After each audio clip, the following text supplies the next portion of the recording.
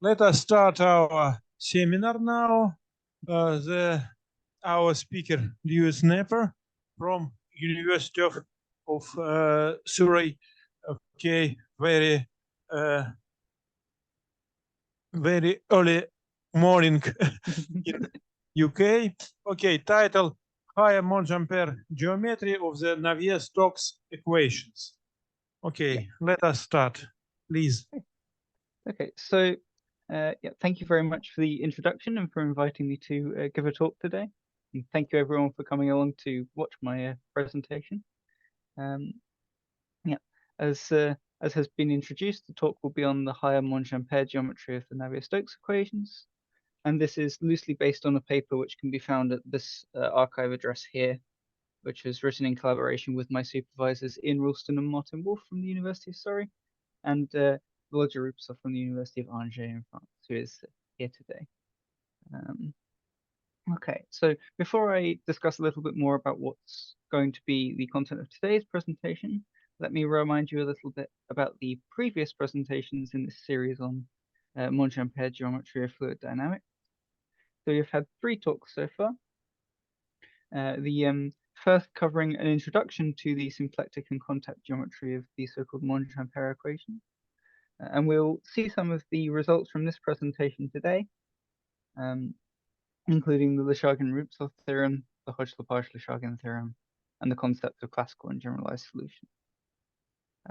This was followed by a presentation of Roberto D'Onofrio 2 weeks later on applications of Monge-Ampere geometry to geophysical fluid dynamics, in particular to the semi-geostrophic equations. And in that presentation, we saw the 3D Monge-Ampere equations that appear in the so-called Chenoweth and Schule equations and et al.'s theorem. Of particular importance there was the link between the so-called projection singularities in solutions, the Arnold-Lagrangian singularities, and fronts that form in weather systems. And then finally, in early June, we had a presentation by Professor Ralston covering the applications of symplectic geometry to fluid dynamics as a whole, with applications to weather forecasting and modeling the shallow water equations, for example. And he kindly introduced the so-called Poisson equation for the pressure, which is going to be the main object of our study today, via the Weiss-Kubo criterion. And I believe the slides and recordings of all of these talks are available on the Integrable Systems seminar webpage. But should you wish it for any further reading, there are these 3 references corresponding to each of these talks, which have a little more information. Okay, so as for today's talk, I'm going to begin with a short recap of some Monge-Ampere geometry based on the previous talks. I know it's been quite a while since the earlier talks. I think it's previous semester for you all. So we'll go back over some of the fundamental definitions and results from the Monge-Ampere geometry. I'll then introduce the motivational problem for today. In particular, I will talk about vorticity and how the Poisson equation for the pressure can be derived from the Navier-Stokes equations for an incompressible homogeneous fluid flow, and how this acts as a diagnostic for whether or not a fluid has a tendency to form vortices or otherwise. We will then apply the Monge-Ampere geometry that we cover in the first section to this Poisson equation for the pressure in order to study incompressible flows in 2D. And then I will introduce the notion of higher Monge-Ampere geometry or multi-symplectic Monge-Ampere geometry in order to study 3-dimensional incompressible fluid flows. And as an outlook, I will provide some open questions and open problems that we're currently looking at in this context. Okay, so we shall begin with our recap of Monge-Ampere geometry. First and foremost, a definition of what a Monge-Ampere equation is. So Monge-Ampere equation is some nonlinear second-order PDE, where the nonlinearity in second-order partial derivatives is given precisely by the determinant of a Hessian or the minors of a Hessian.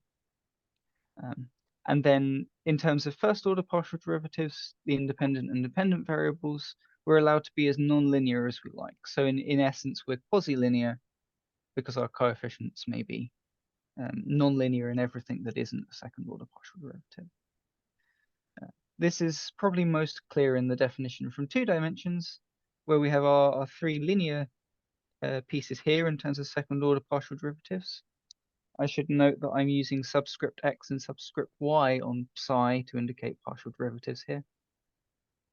And then we have our non-linear term with our Hessian determinant, where if you remember, the Hessian matrix is given by psi xx, psi xy, and psi yy.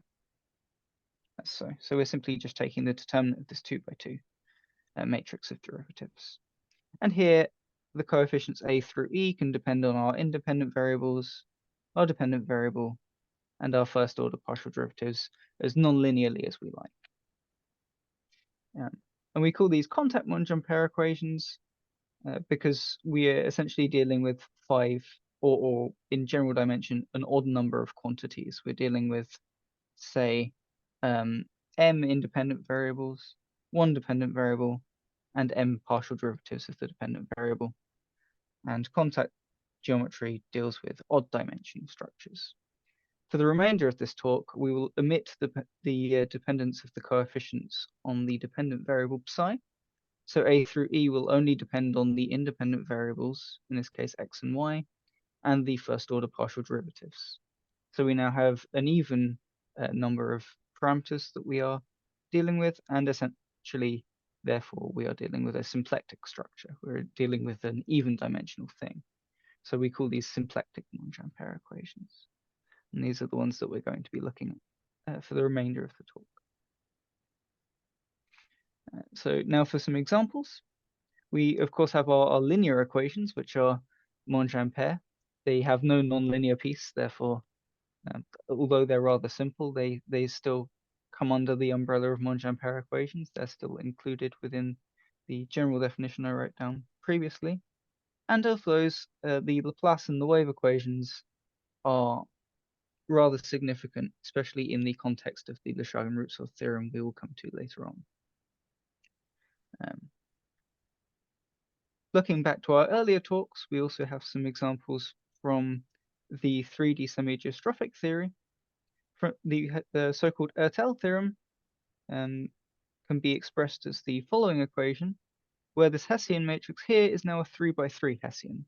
So we're taking second order partial derivatives of p with respect to x, y, and z here in Cartesian coordinates. Alternatively, the Tunworth-Nash-Joule equations have a nonlinearity given by the determinant of a minor.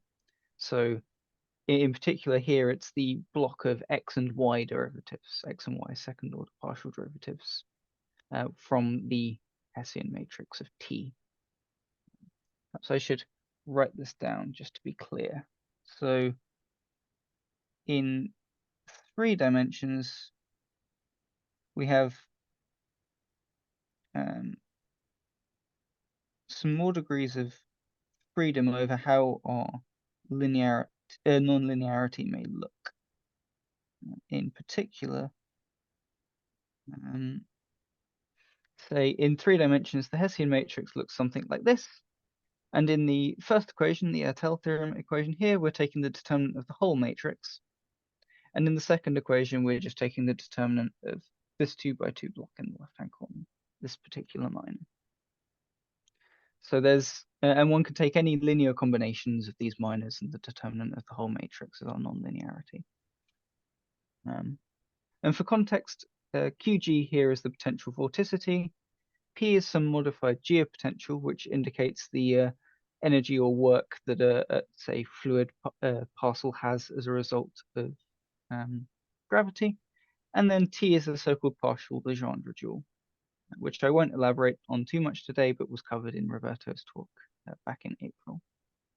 And again, for more details, see the paper by Donofrio, Ralston, Rupesov, and Ortenzi from earlier this year, which covers these 2 equations in the context of Monge-Ampere geometry.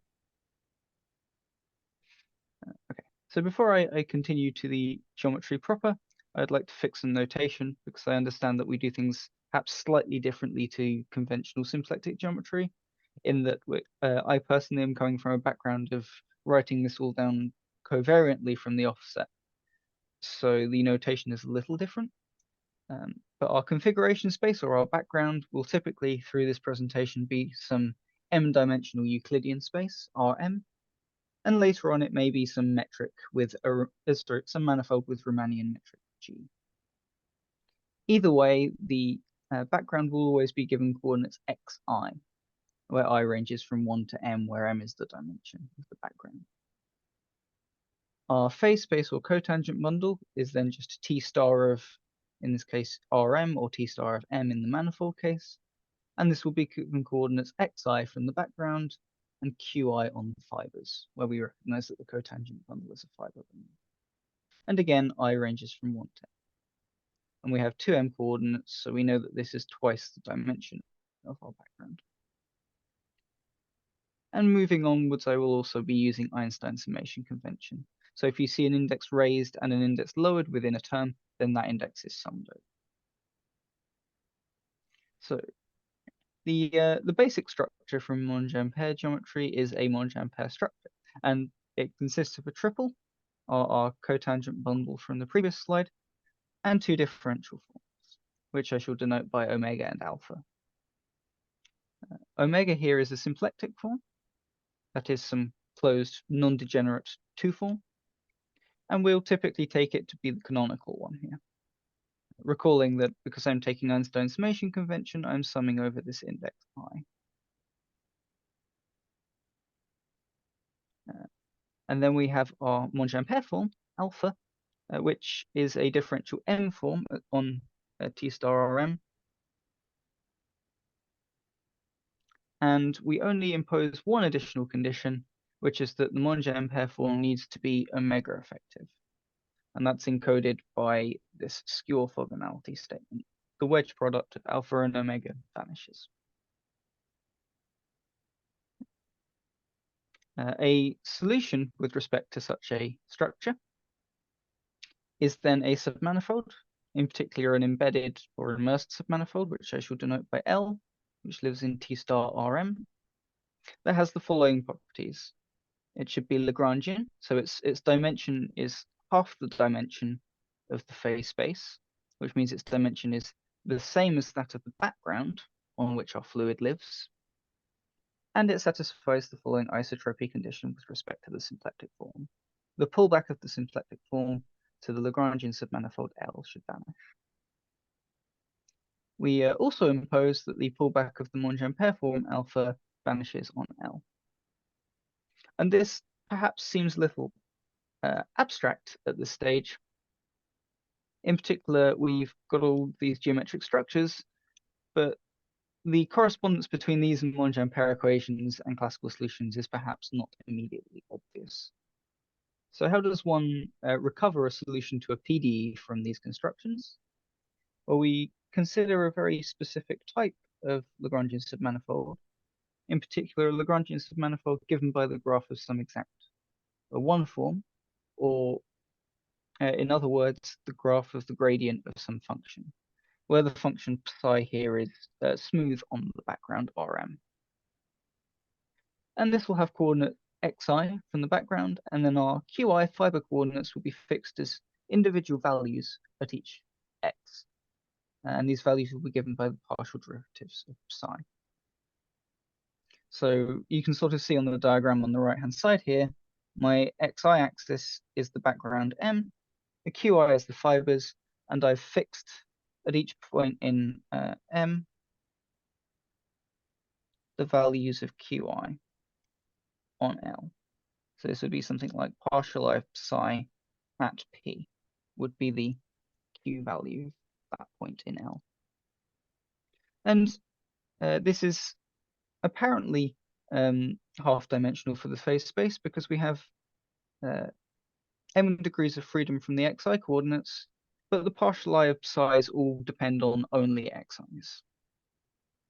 So we have our half-dimensionality condition, And it's fairly straightforward to see that the pullback of the symplectic form, the canonical symplectic form, and it's important that this omega here is the canonical one. Otherwise, you get another constraint. But the pullback of the canonical symplectic form to d psi vanishes trivially. In contrast, the pullback of the Monge-Ampere form alpha to d psi vanishing is not trivial. And if it is true, it corresponds to the function psi being a classical solution to some Monge-Ampere equation, which is fixed by the choice of alpha. Okay, so we choose a Monge-Ampere form alpha, that fixes a Monge-Ampere equation, and psi becomes a classical solution to the Monge-Ampere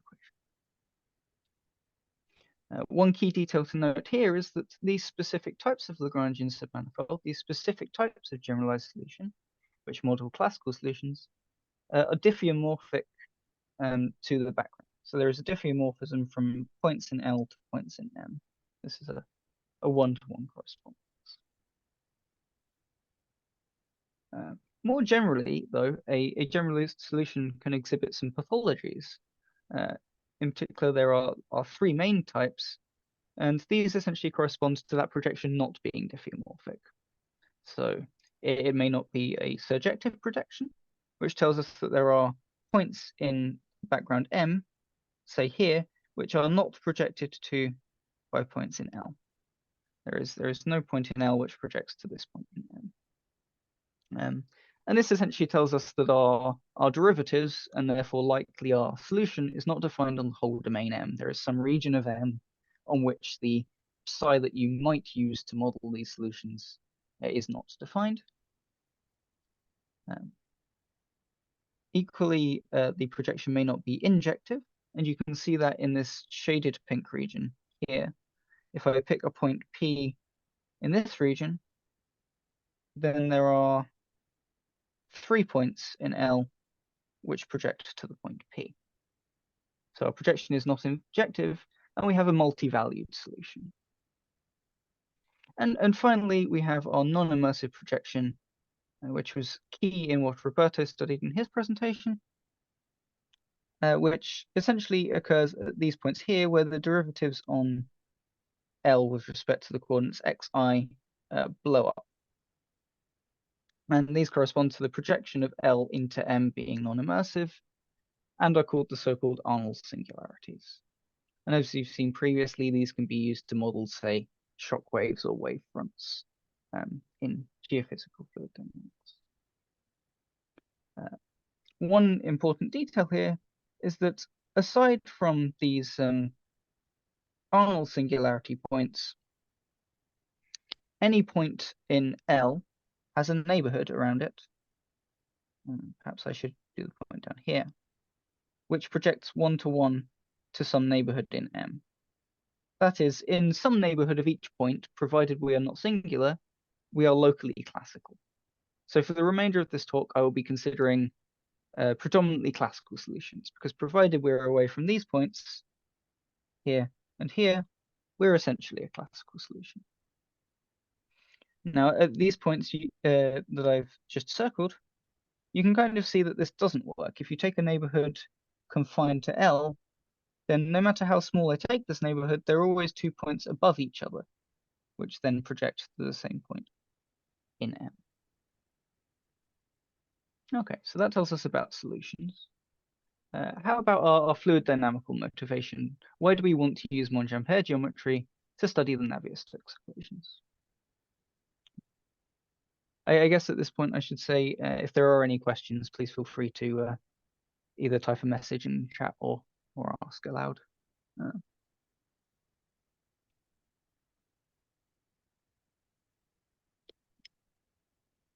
Okay, so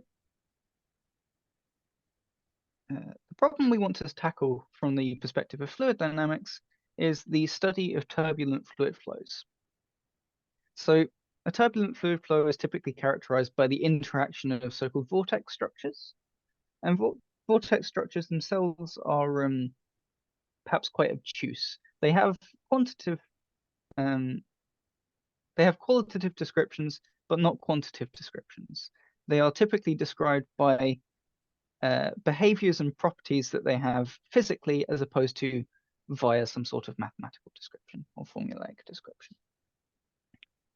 And some examples of where you might see these turbulent flows include in weather and formation of storms and such, or perhaps if you're on a way to a conference and you're flying in a plane or traveling by ferry, for example, the disruption in the air behind the vehicle that you're traveling in is an example of turbulent flow. And one that I like to use as an example, because it kind of justifies something that I'll bring up later on, is liquid going down a plug hole in a sink. That is a vortex.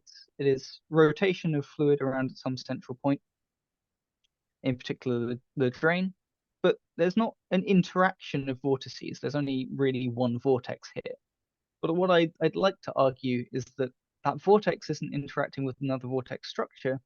It's actually interacting with the curvature of the domain. So in the case of, say, a basin you would find in a bathroom, the domain is somewhat curved. And you tend to find that vortices in such basins are rotating, say, faster or at a sharper angle than the sort of cuboidal shaped, flat-bottomed sinks that you find in, for example, an industrial kitchen or something like that. And I'll come back to this idea later. But one thing that makes vortices a little confusing is how they behave in 2D in contrast to how they behave in 3D. So in 2 dimensions, you would typically characterize something as a vortex if it exhibits some sort of elliptic motion, and if it is stable at large scale in time. So provided I don't perturb my fluid, then this elliptic structure persists as the fluid evolves. And typically they're characterized by circulation and elliptic motion. And you can sort of see this in the diagram on the right-hand side here. So we have the red and the blue regions, which indicate regions of high vorticity magnitude. The red regions indicating an anti-clockwise rotation, and the blue regions indicating a clockwise rotation. And you have the light blues and the yellows here, which are regions of vorticity that are not particularly large in magnitude. And you'll note that the regions which are larger in magnitude of vorticity, these dark blues and these reds, are roughly elliptic in shape. Whereas these yellow and blue filaments are very much sort of linear and being pulled into these ellipses. And you tend to find that regions of minimal vorticity, which are unstable, will be drawn into these larger elliptic vortices. Okay.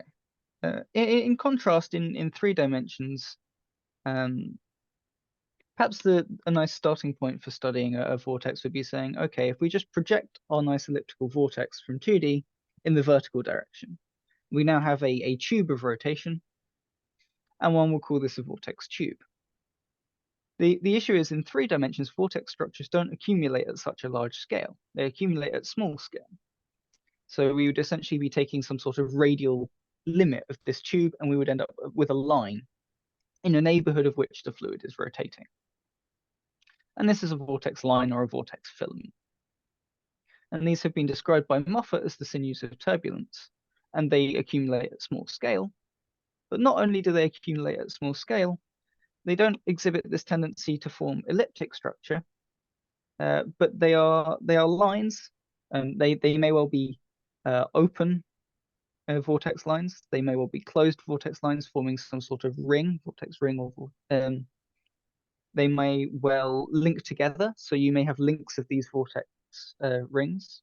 They might also not. So the Hill spherical vortex, which I don't believe I have an image of today, but appears in the paper that we wrote with Volodya and Martin and Ian, is an example of a knotted vortex. It is a volume of rotation of a trefoil knot, if you can vaguely imagine that. So you have a knot of this kind of shape, and you rotate it about an axis. So there are a few key questions that we want to understand here. The first being, why are the structures in 2D and 3D so drastically different? How do vortices form and evolve with the fluid? Why does a fluid have a tendency to form vortex structures? And what is a sort of dimensionally independent way of describing vortices? Can we write something down based on the geometry that both describes vortices in 2D and in 3D, and maybe some higher dimensional generalization should you so wish? And we claim that Monge-Ampere geometry is actually the prime tool for doing so. So, as any good fluid dynamicist does, we shall begin with the Navier-Stokes equations. Here, V is the velocity field, T is some parameter time, P is the pressure, nu is the viscosity, and then C is some additional external force.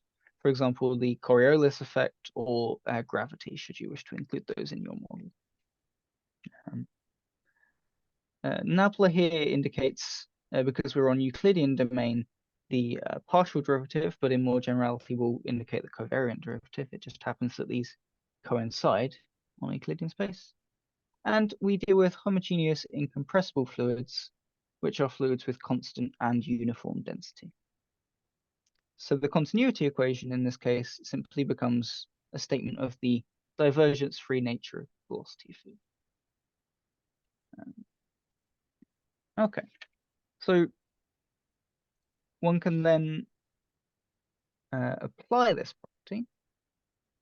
So if we take the divergence of this Navier-Stokes equation at the top here, and then we apply that our velocity field is divergence-free, then we obtain an equation here, which is called the Poisson equation for the pressure. I will, for the most part, be omitting this term in red, this additional force term, as we move on, because it would essentially just be carried around with this Laplacian pressure term on the left-hand side. The Poisson equation for the pressure here has two pieces on the right-hand side, however. A term here which describes the vorticity, and a term here which describes the strain. And I'll discuss the physical implications of those quantities more in a moment. But the vorticity 2 form, zeta ij, is the anti-symmetric part of the velocity gradient tensor, the Jacobian of the velocity vector, in some sense. And the strain rate tensor, Sij, is the symmetric part of the velocity gradient tensor. And you can see that the vorticity term here is dominating when this quantity on the left-hand side, which will be just the Laplacian of pressure from this point onwards, is positive. And the strain term dominates when the Laplacian of pressure on the left-hand side there is negative.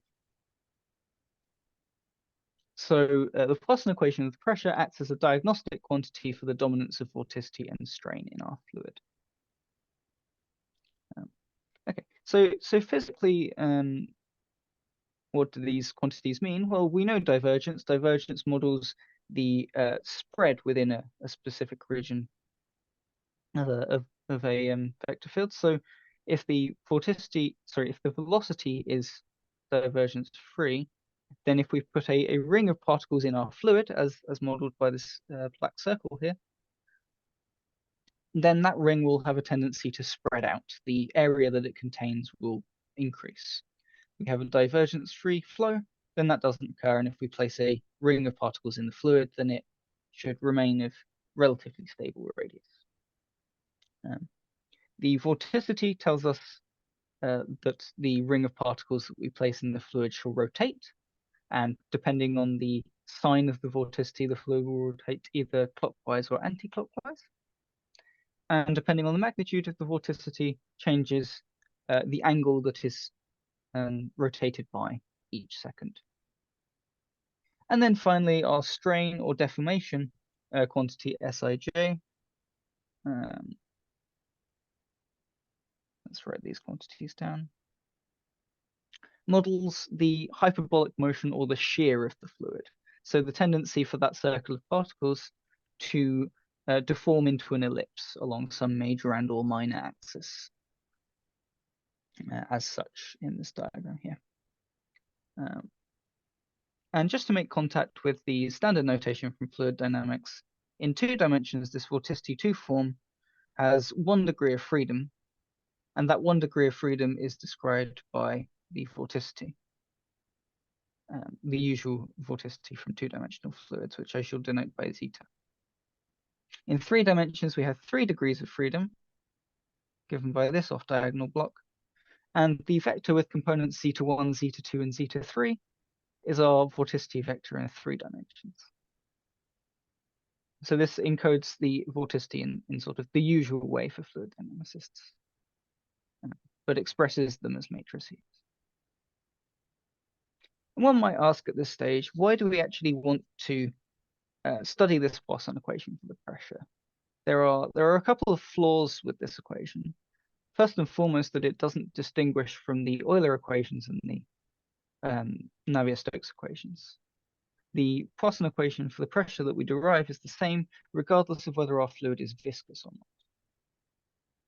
Additionally, it's only a kinematic equation. It's not dynamic. It doesn't model the evolution of the fluid with time. Time is simply a parameter. But both of these problems can be dealt with by adding some other equation in future, which, for example, could be the vorticity equation, which models the rate change of vorticity with time. So they're not huge fundamental issues at the moment. One that perhaps seems a little more strange is that on its own, without this dynamical equation, solutions to the Poisson equation for the pressure are not in general solutions to the Navier-Stokes equations. So what do we gain from finding solutions to the Poisson equation for the pressure? Well, if we find properties of those solutions, because all solutions to the Navier-Stokes equations are solutions to the Poisson equation, then we find properties of solutions to the Navier-Stokes equations wholesale. And furthermore, as Gibbon noted in his book 250 Years of Euler, this equation isn't by any means fully understood. So there is still more to be done in terms of studying this equation. In particular, through studying this relation, one might find more out about the geometry of the Euler and Navier-Stokes equations and the formation of vortex structures. I take a slightly different standpoint here, but it is in spirit the same, that studying the geometry of this equation is what gives us knowledge about the formation of vortex structures. Okay, so how do we get a Monge-Ampere equation from this? Well, for that we have to specify to 2 dimensions for now. And in 2 dimensions, one can solve the divergence-free condition, for example, using the Poincaré lemma locally. And you obtain a stream function, which we shall call psi, satisfying these 2 relations. So the first component of velocity is given by the negative of the y partial derivative of psi, and the second component of the velocity field is given by the x partial derivative of psi. Substituting these correspondences into the Poisson equation for the pressure, and we obtain a Monge-Ampere equation for the stream function. You can see on the right-hand side here that we have the determinant of the Hessian of psi. So we are Monge-Ampere in 2 dimensions. And it was noted by Weiss numerically in 1991 and Larchevêque analytically in 1993 that when vorticity dominates, which we have shown to occur when the Laplacian pressure is positive, this equation is an elliptic equation. When the fluid flow is strain dominating, that is when the Laplacian pressure is negative, the equation is hyperbolic. And when there is no dominance, i.e. when the Laplacian pressure is 0 and the vorticity and strain terms are balanced, then we have a parabolic equation. And this kind of goes with our intuition, because when we increase the vorticity, the amount of rotation in the fluid increases. And when we increase the strain, the amount of shearing or deformation increases. And this set of classifications here is known as the Weiss-Kubo criterion.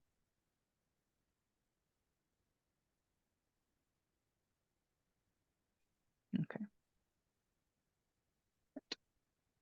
So at this stage, we have our Monge-Ampere equation that describes the fluid flow, and we have established a Monge-Ampere geometry. And at this point, we want to apply said geometry to the equation that we have just.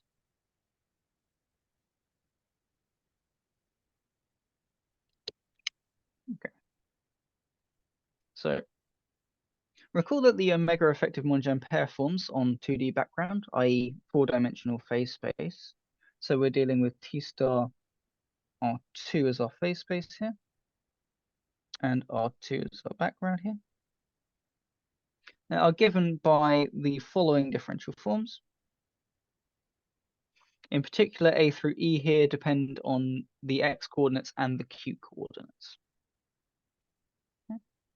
If one imposes that this Monge-Ampere form alpha restricted to a classical solution vanishes, and sets x1 to be x, x2 to be y, in parity with our fluid dynamical notation, then you obtain the general expression for a Monge-Ampere equation in 2 dimensions, where here A through E now depend on the xi's and the partial derivatives of psi.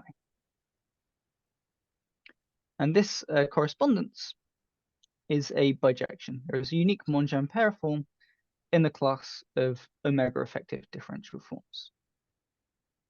And it's straightforward to see actually that this condition of effectiveness is crucial in determining that this is a bijection.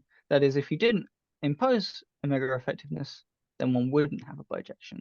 In fact, the kernel from differential forms to Monge-Ampere equations is actually very large.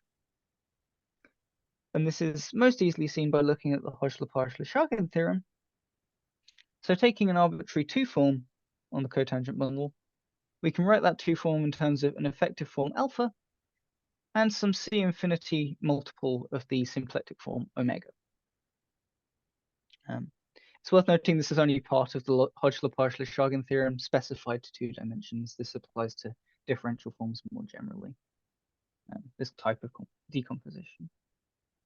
It is relatively straightforward to see that beta is only omega effective precisely when f is identically 0. And you can see this by noting that beta wedge omega is equal to alpha wedge omega plus f omega wedge omega. This alpha wedge omega piece goes to 0 because alpha is effective. And then because omega is a symplectic form, it's non-degenerate, and the quantity omega wedge omega is non-zero. So the only way that beta wedge omega can be equal to 0 is if this quantity f is 0. And we essentially have an equivalence relation which is indexed by the effective forms. A differential form is equivalent to another if they both differ from the same Monge-Ampere form alpha by some multiple of the symplectic.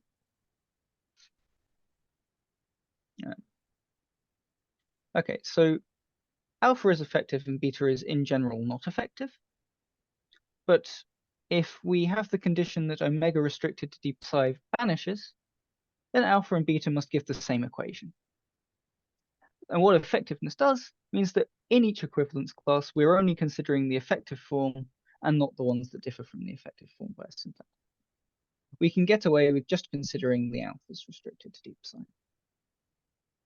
And the type of redundancy this removes when considering, say, the PDE analog is the equivalence given by linear combinations of differential equations. So if you have a system of 2 equations, and then you replace that system with the sum and the difference of those 2 equations, then that is an equivalent system. Essentially what we're doing here is saying, well, omega gives an equation and alpha gives an equation. The sum and difference of omega and alpha would also give a pair of equations, which would be an equivalent system of differential forms. And we don't want to consider all of these, we want to consider one per inequivalent system. One still has multiples of alpha, which give equivalent equations. So alpha restricted to deep psi being 0 gives the same up to scaling equation as 5 alpha restricted to deep psi being 0. But that is then dealt with by the quantity known as the Pfaffian. So the Pfaffian essentially fixes scaling and is given by the ratio between the wedge product of alpha with itself and the wedge product of omega with itself. One detail to observe here is that because omega wedge omega is non-zero, as omega is degenerate, f is only 0 where alpha is degenerate in general. Furthermore, f is given by this quantity in 2 dimensions in terms of the coefficients of our PDE, and this quantity is the Relic invariant or the determinant of the linearization matrix of our PDE. and as such, it acts as a diagnostic quantity for whether or not the equation is elliptic, hyperbolic, or parabolic. And you may see where I'm going to go with this when I apply it to the Poisson equation for the pressure now. But in particular, a Monge-Ampere equation given by a differential form alpha is elliptic when the Pfaffian is positive, hyperbolic when it's negative, and parabolic when the Pfaffian is 0. We may also define an endomorphism of vector fields, or I believe Volodya introduced this as a field of endomorphisms on vectors, essentially the same concept, but the spaces on which J is defined to act are slightly different. In any case, J goes from vector fields on the cotangent bundle to vector fields on the cotangent bundle, and is defined in the following manner, in terms of some Monge-Ampere structure alpha omega on T star R2. And the structure J is almost complex, that is, it squares to -1 when the Pfaffian is positive, and almost paracomplex, that is, it squares to +1 when the Pfaffian is negative. Okay. We say that two Monge-Ampere forms, alpha 1 and alpha 2, and hence their corresponding equations, are locally equivalent if there exists some local symplectomorphism between the Monge-Ampere structures, such that this property here holds. So the pullback of alpha 2 via F is equal to alpha 1. And then the Leshagin-Rutzel theorem states that the following assertions are equivalent. So the scaled alpha by the root of the Pfaffian is closed if and only if the Monge-Ampere equation, in our current notation, this should be alpha restricted to deep psi is equal to 0. The Monge-Ampere equation given by alpha is locally equivalent via our local symplectomorphism to either the Laplace equation or the wave equation. And this is equivalent to the structure J being integrable. Now, the last one I won't discuss too much today, but if you're familiar with integrability, we're talking about integrability with respect to the so-called Neuenhaus tensor in the usual manner. The important part for today's talk is that closure of this scaled alpha tells us that our Monge-Ampere equation is locally Laplace or wave. Furthermore, this scaled alpha is then then corresponds to our representative equation with scaling taken into account. So if we only ever consider alpha scaled by the Pfaffian, then it doesn't matter that the equation given by alpha and the equation given by 5 alpha are equivalent. That will scale out by the Pfaffian.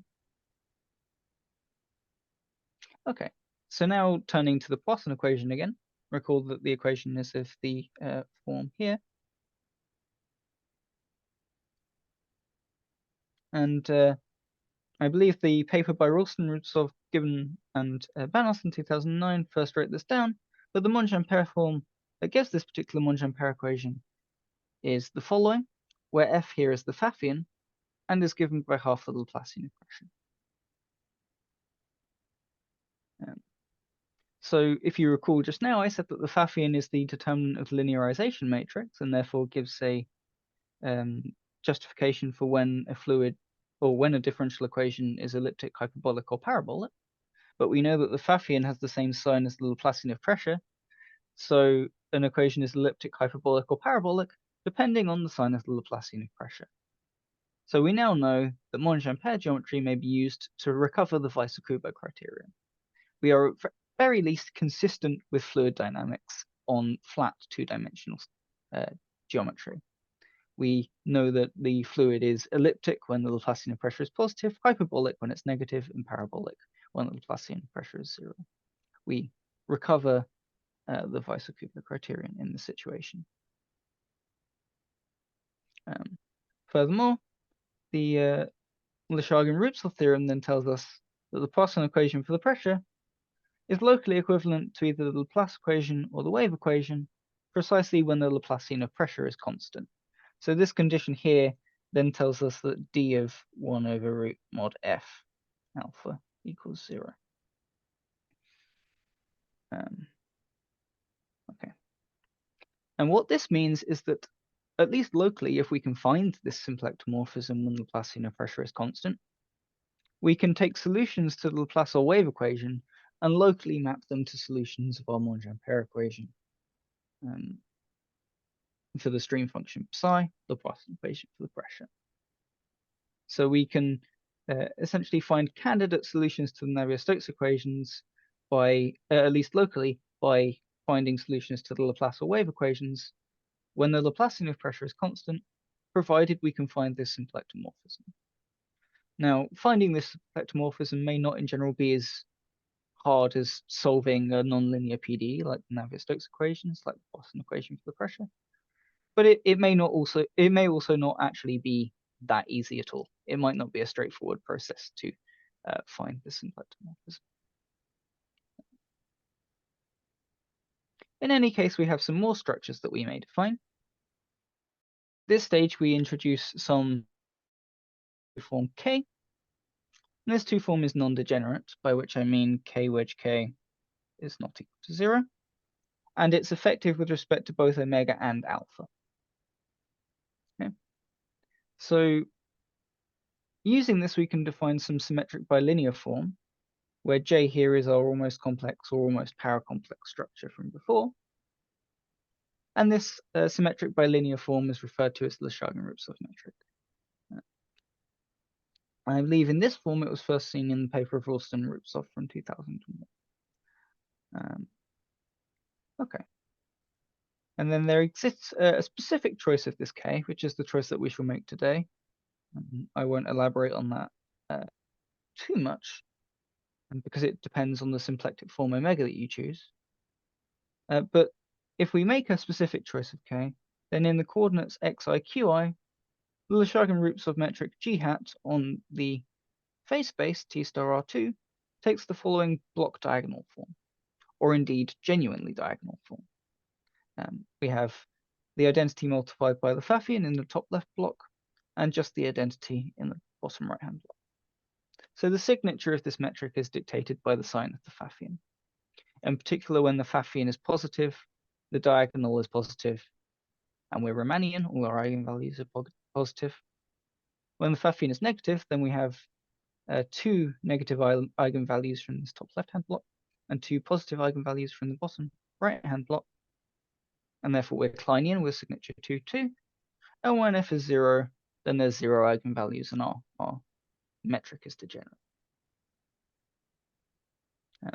In the case of the 2D Poisson equation, the metric is given by the following form, where the Pfaffian has been substituted for half Laplacian of pressure. And this is Riemannian when the Laplacian of pressure is positive, Kleinian when the Laplacian of pressure is negative, and degenerate when the Laplacian of pressure is 0.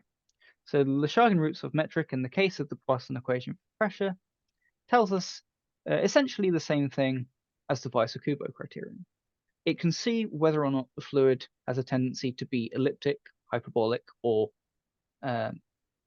parabolic, and therefore it can see whether the fluid has a tendency to be vorticity dominating, strain dominating, or neither. It's worth noting that the degeneracies that occur as a result of the Laplacian of pressure vanishing are actually curvature singularities. They're singularities of the curvature of the Leschagen-Rupsov metric. And this means that they persist under coordinate changes, which tells us that it's not a poor choice of coordinates that has given us these degeneracies. This diagnostic line where the Laplacian of pressure vanishes is genuinely geometrically and topologically relevant. It's not due to a poor setup in some sense. So this metric lives on the phase space, but we are typically considering solutions, these Lagrangian submanifolds, these two-dimensional submanifolds of the four-dimensional phase space. So what happens when we pull back this metric to a solution? Okay, so when we pull this metric back to a solution, then one finds the following 2x2 matrix, which is a metric on, say, a classical solution d psi. And it is given by the Hessian of psi pre-multiplied by the vorticity zeta, which is given by the Laplacian of psi. So the pullback metric not only sees the Monge-Ampere nature of what we're doing, that is, there is a Hessian piece here, but there is also almost an understanding that we're studying the vorticity. The vorticity is a conformal factor in this pullback metric. In particular, this metric is again Riemannian when the Laplacian pressure is positive and Kleinian when the Laplacian of pressure is negative in general. But we now have singularities in addition to those where the Laplacian of pressure vanishes, in particular those where the vorticity vanishes. However, in general, the degeneracy when the vorticity vanishes is not always a curvature singularity. So we may on occasion, and this seems a little strange because when the vorticity vanishes, this whole metric is zero. But there are occasions when the vorticity vanishing can be made by choice of coordinates to coincide with where the Laplacian of pressure vanishes, either by some, say, rotation or translation. So in summary, we have our Laplacian of pressure, which is a diagnostic quantity for when vorticity and strain dominate. In turn, the Weiss-Kubo criterion, or the Pfaffian, relate this to when our Monge Ampere equation here is elliptic or hyperbolic. In particular, when the equation is elliptic, our almost complex structure, or our structure J is almost complex, it squares to -1. When our equation is hyperbolic and strain dominates, our almost complex structure is actually almost paracomplex, it squares to +1. The Leshagan root metric has signature for 0 when vorticity is dominating, 2 when strain is dominating, and is degenerate when there is no dominance. And our pullback metric is Riemannian with signature 2 when vorticity dominates, Kleinian with signature 1 when strain dominates, and degenerate when neither dominate. With one caveat.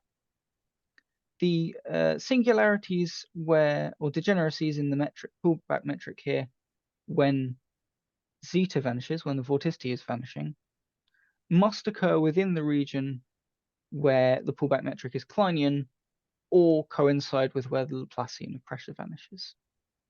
And this is a consequence of a result from PDD theory by L'archevêque when studying the Poisson equation for the pressure. Note that if I go back a slide, the vorticity here is the trace of the Hessian. The Laplacian of pressure is the determinant of the Hessian. We know that the Hessian matrix is smooth and continuous and symmetric, which tells us that if the determinant of this Hessian is positive, that is, if the Laplacian of pressure is positive, then its trace does not change sign, which means that the trace is only allowed to change sign, and I'm assuming here that the vorticity is continuous, is only allowed to change sign in regions where the Laplacian of pressure is negative or 0, so where the pullback metric is Kleinian or degenerate. Okay, so we've recovered our Weiss-Kubo criterion, and we've shown that the Leshagan roots of metric and its pullback can also act as diagnostics of the dominance of vorticity and strain. Now for something perhaps a little bit new, because of course the Weiss-Kubo criterion are known to fluid dynamicists. So if one takes a simply connected region bounded by some closed streamline, so some region that looks, say, something like this, on which the Laplacian of pressure is positive, then all streamlines within this region must remain closed. And this is a result of L'archevêque.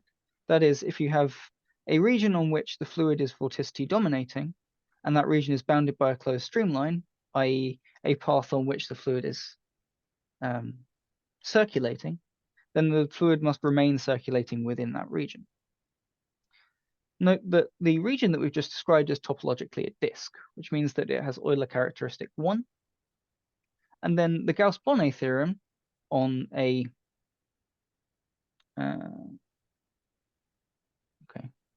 that's fine. The Gauss-Bonnet theorem on a classical solution, in particular over the region sigma, our topological disk, is given by the following equation, where R here is the Ricci scalar of the pullback Lashagan roots of metric to the classical solution deep psi. And this Ricci scalar is given in terms of the gradients of vorticity and strain. So this statement loosely tells us that the boundary of a vortex in physical space has curvature which can be described by the gradients of vorticity and strain in some sort of convoluted integral manner. But this tells us that the regions that you describe as vortices have boundary dictated by the region's vorticity, essentially, whether the vorticity or strain is dominating and how the vorticity and strain change within that region. So just as an example, before I move on to the higher dimensional analog, we have the so-called Arnold-Beltrami-Childress flow, or the 2D ABC flow. Yes? We have 10 minutes. We have 10 minutes. Ah, okay. I will, yeah. Okay, sure. So we have this Arnold-Beltrami-Childress flow, and you can see on the left here the Pfaffian, on the right the streamlines, and then at the bottom here these are the eigenvalues of the pullback Lashagan roots of metric. And you can note that in the region where the Pfaffian or the Laplacian pressure is positive, we have a tendency in the streamlines to be elliptic or rotational, where and in these regions the eigenvalues are both positive. That is, the Lashagan roots of pullback metric is Riemannian. Similarly, where the Laplacian pressure is negative, we have a tendency towards hyperbolic motion. We have a hyperbolic fixed point, or a saddle point. And our two eigenvalues here have the opposite signs on these regions. So we have our negative eigenvalue here, then this region is positive for this eigenvalue, and vice versa in these two sectors. Okay, knowing that I don't have too much time, I shall perhaps skip through some of this section, but the higher dimensional generalization here comes from observing that rather than working with the stream function in 2D, we could well have just worked with the components of the velocity directly. So instead of fixing our qi fiber coordinates for our solution to be partial derivatives of psi, we could just fix them to be the components of the velocity field. In this case, the Monge-Ampere equation Monge-Ampere form still gives the Poisson equation, but this time in terms of the velocity field, and therefore in terms of vorticity and strain. But now the pullback of the symplectic form, vorticity, which is no good if we want to study vortices. If the fluid has vanishing vorticity everywhere, then strain is always dominating and the fluid doesn't exhibit any tendency to be elliptic. So we need to use a different symplectic form. In particular, we use the so-called T-dual form, which takes this form, where star is the Hodge star with respect to the background metric on R2, so with respect to the identity. And the pullback of this var pi is not trivial on L, but in fact gives us the incompressibility constraint. Okay. And one might note that actually these two equations is some sort of Jacobi system in 2D. We have an equation given by divergence. It's a linear equation in first order partial derivatives of the components of the velocity field. And we have an equation given by the determinant of the Jacobian.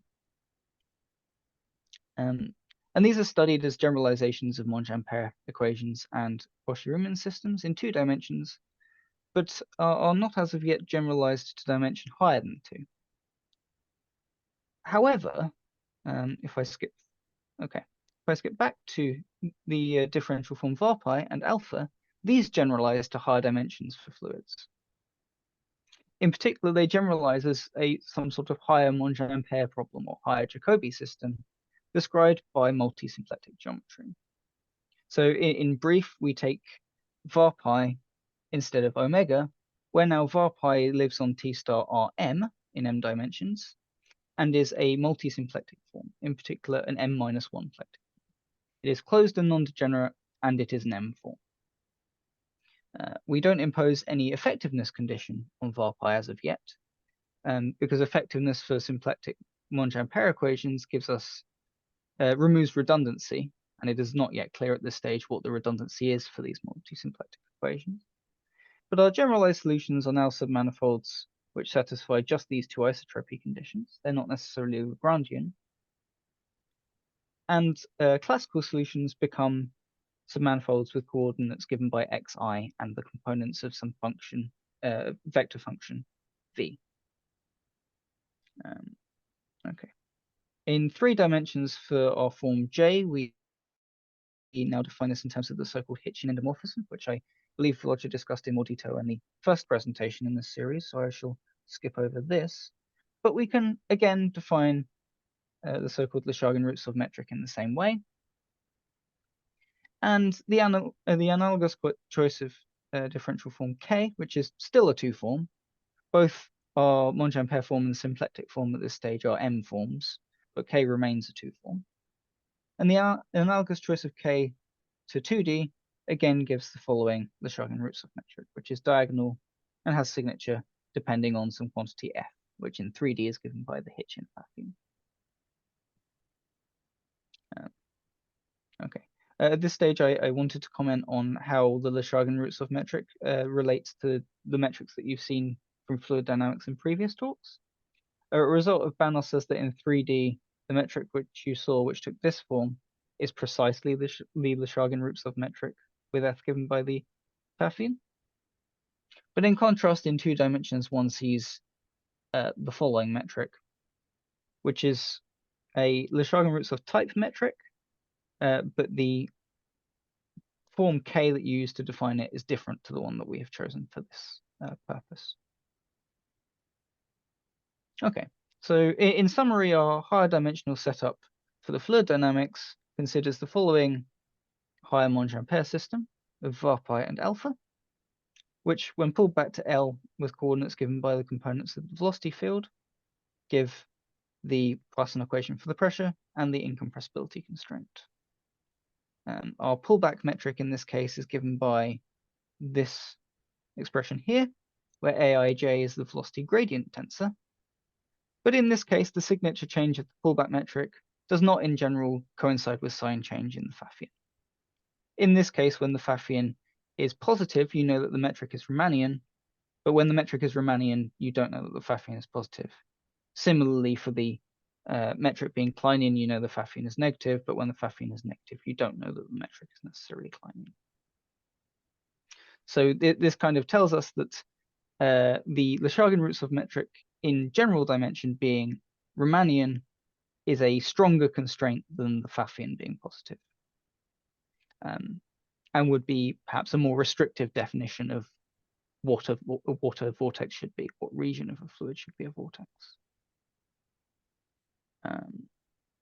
In 3 dimensions, we have the helicity, which allows us to encode the topology using the so-called Jones polynomial or Caligariano invariant, but I refer you to our paper for more detailed discussion on that. I think the final point I want to make is the extension to a Riemannian manifold. So the whole thing so far I have expressed on Euclidean background. Our fluid lives on flat Euclidean space. But if we took our domain to be a Riemannian manifold, M with metric G, then the approach is broadly the same. The Navier-Stokes on a arbitrary Riemannian manifold yield a Poisson equation for the pressure, which is modified by some term here in the curvature. So Rij here is the Ricci tensor, and vorticity dominates over strain when the Poisson of pressure plus some curvature modification plus potentially some additional external force is positive. So this comes back to the idea I mentioned at the start of a vortex in a basin not interacting with some other vortex, but interacting with the curvature of the basin itself. When the sink that you have your fluid in is more curved, the tendency towards being vorticity dominating is higher. It's more likely to form a vortex. And as such, the fluid is more likely to drain away.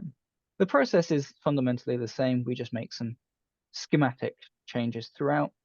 And this actually gives us a geometric justification for the so-called Weiss-Kubo criterion, not only in 2D, but also 2D with curved background, and also in higher dimensions. In particular, we can apply the Weiss criterion to, for example, S2 in models of the Earth, for example.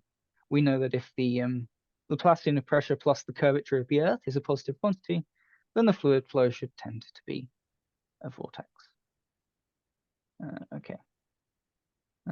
So to conclude, we've recapped the concepts of Monge-Ampere structures and their associated geometry.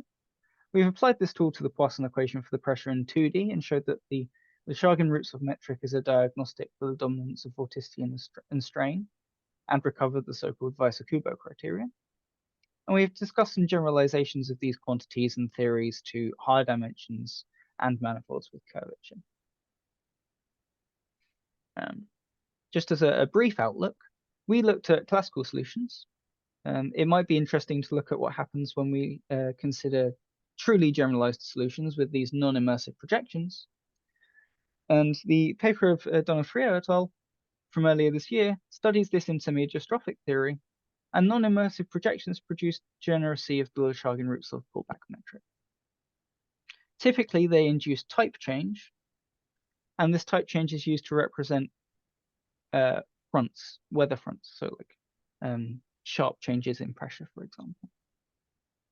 And our classical solutions in 3D model flows with elliptic vortices, vortex tubes, and lines, but they do not include the so-called vortex sheet, which is where one takes your vortex tube and takes the limit in one direction faster than the other, and you get a plane of vorticity. Perhaps the singular locus might be a good model for this. And I briefly mentioned that there is a family of the Shagin-Rutzov metrics depending on the differential form K. As ongoing work, we're currently studying how the properties of the Shagin-Rutzov metric change as we change K. And for our choice of a particular K from this presentation, there is a duality statement where the anti-self duality of the curvatures of this Shagin-Rutzov metric imply integrability properties of the triple of differential forms and structures given by omega alpha and K.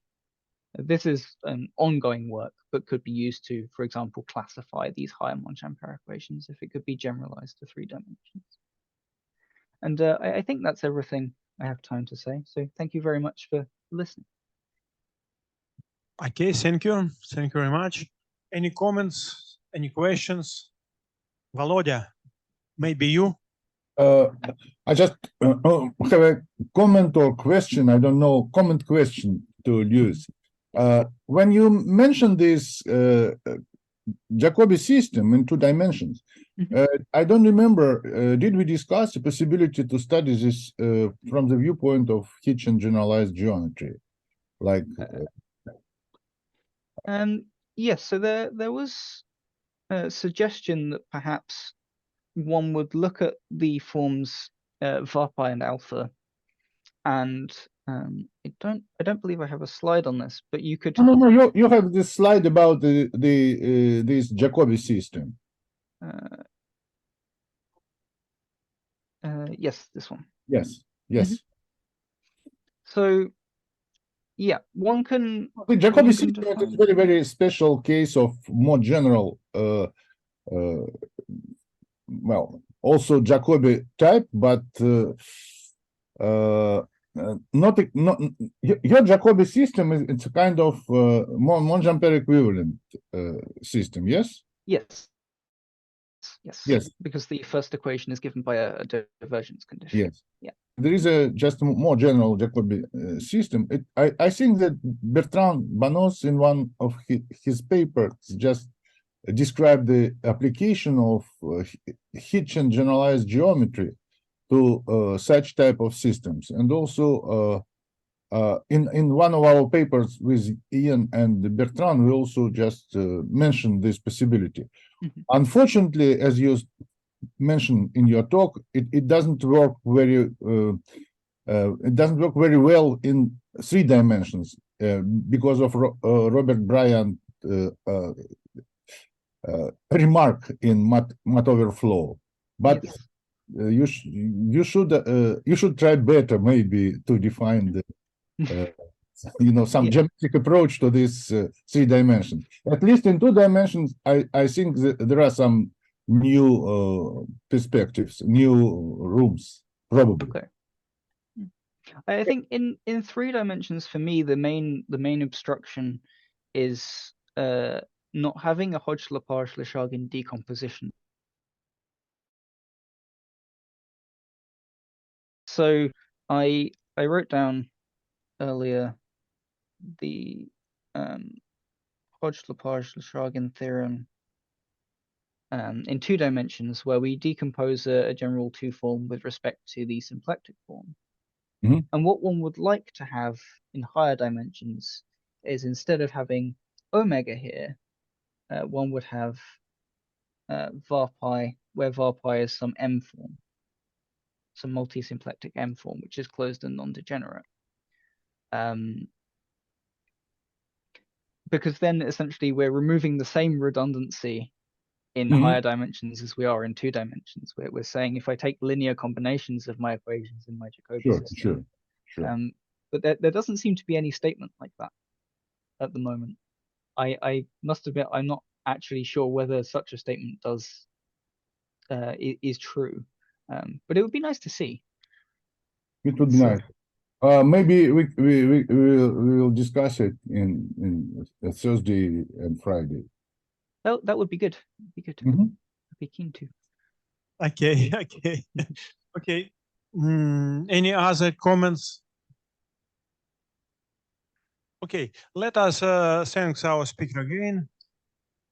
Thank The you very next much for. speaker will be Volodya Rubtsov, but not about the Monge Ampere equations. It will be completely different topic. Thank you. Thank you. Okay, Thank you very we much. will meet you.